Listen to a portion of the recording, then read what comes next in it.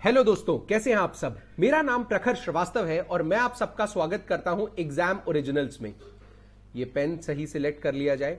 मैं आप सबका स्वागत करता हूं एग्जाम ओरिजिनल्स में। तो एग्जाम ओरिजिनल्स बेसिकली एक एमपीपीएससी के लिए इंस्टीट्यूशन है जहां पे हम इंग्लिश मीडियम और हिंदी मीडियम की सारी क्लासेस प्रोवाइड करते हैं। चाहे आपको फुल कोर्स लेना हो, क्रैश कोर्स लेना हो या फिर यूनिट वाइज लेक्चर ही क्यों ना लेना हो, आप सिर्फ 999 रुपए में इकोनॉमी का पूरा कोर्स ले सकते हैं, 999 में पॉलिटिकल ले सकते हैं, 999 में ज्योग्राफी का ले सकते हैं, 499 में पब्लिक एडमिनिस्ट्रेशन का ले सकते हैं। तो अब एमपीपीएससी की पढ़ाई जो है वो बजट में हो गई है और ये हमारी यूट्यूब की एक सीरीज चल रही है जहां पर हम एमपीपीएससी के प्रीवियस ईयर क्वेश्चंस को काफी डिटेल में डिस्कस करते हैं, क्योंकि बहुत अच्छी बुक्स मार्केट में अवेलेबल नहीं है। एग्जाम ओरिजिनल्स की इन्हीं आंसर्स के साथ एक बुक मार्केट में बहुत ही जल्दी आने वाली है, हार्डली 10 दिन से 15 दिन के अंदर। तो तैयार रहिए।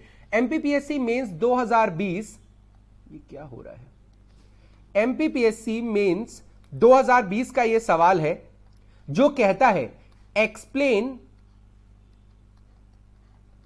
ये क्या हो रहा है। हां, जो कहता है explain main initiatives taken by Madhya Pradesh government regarding women policy of Madhya Pradesh 2015। तो जो वुमेन पॉलिसी आई थी उसमें क्या था। अब देखो, ये 5 मार्क का क्वेश्चन है, हमें 50 शब्दों के आसपास इसमें लिखना है। तो मैंने जो आंसर लिखा है वो 55 शब्दों का है। मैं आपको हर बार बता चुका हूं कि सबसे पहले अपनी एक टाइमलाइन या एक फोकस एरिया बनाइए या एक डेफिनेशन लिखिए। तो इस पॉलिसी का फोकस क्या था। The policy focuses on sensitization of women issues, जो वुमेन को लेके प्रॉब्लम है उनके बारे में ये बात करती है पॉलिसी। अब पॉलिसी को ओवरऑल देखेंगे हम।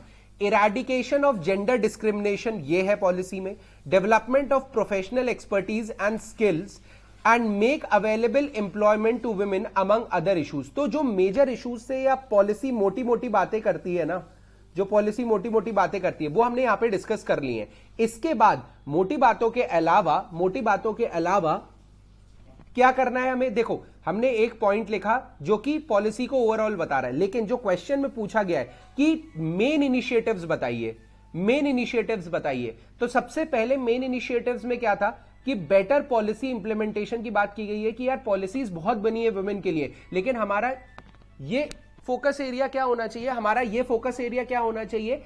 फोकस एरिया होना चाहिए कि इस बार जो पॉलिसी बने उसको हम अच्छे तरीके से इंप्लीमेंट कर पाए।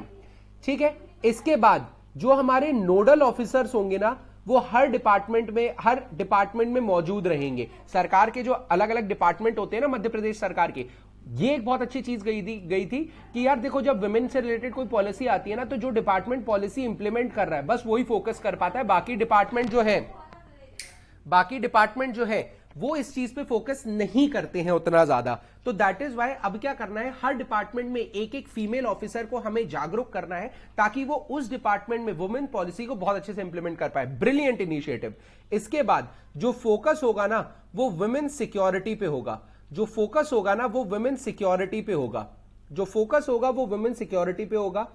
वुमेन का जो पार्टिसिपेशन है इकोनॉमिक डेवलपमेंट में, पता नहीं आज पेन कैसा चल रहा है, तो वुमेन का जो पार्टिसिपेशन है इकोनॉमिक डेवलपमेंट में वो आपको लिखना है। देखो, अब अगर आप मेंस की आंसर कॉपी देखोगे ना, तो आप ये आंसर आराम से 5 नंबर की स्पेस में लिख सकते हो। वो ये फ्लो चार्ट ना, ऐसे फ्लो चार्ट्स बनाना आपको आना चाहिए।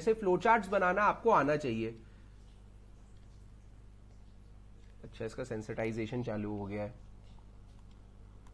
दिक्कत पता है क्या है आपको, इसमें वो काम करता है सॉरी। चलिए, तो तीसरा पॉइंट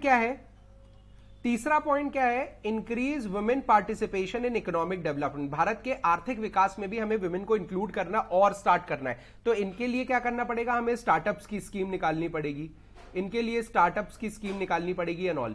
इसके बाद ये कैसे आगे बढ़ सकती है महिलाएं। तो पहली बात तो इनको एजुकेशन देना है, दूसरी बात जो एजुकेटेड महिलाएं हैं उनको जॉब देना है।